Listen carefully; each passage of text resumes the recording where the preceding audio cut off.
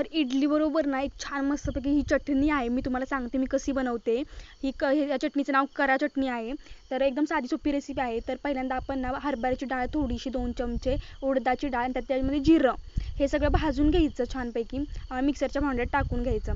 त्यानंतर ना कढईमध्ये ना तेल टाकायचं. तेलामध्ये 4-5 पाकळ्या लसूण, आल्याचे तुकडे 2-3, त्यानंतर कांदा आणि ते छान भाजून घ्यायचं. उलटंपालटं करायचं. कांदा एकदम गुलाबी झाला पाहिजे.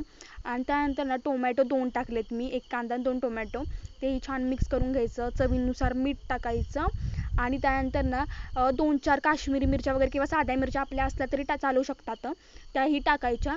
आणि त्यानंतर ना त्याच्यामध्ये मी आपलं लाल तिखट पण थोडीशी पावडर टाकलेली आहे.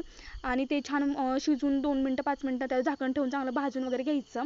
आणि मग मिक्सरच्या भांड्यात एकदम बारीक वगैरे सगळं करून घ्यायचं आणि ती चटणी तयार होते. मग त्याला फोडणी द्यायची. आपली आपली फोडणी कशी देते तुम्हाला माहीतच आहे. अशी चटणी झालेली आहे.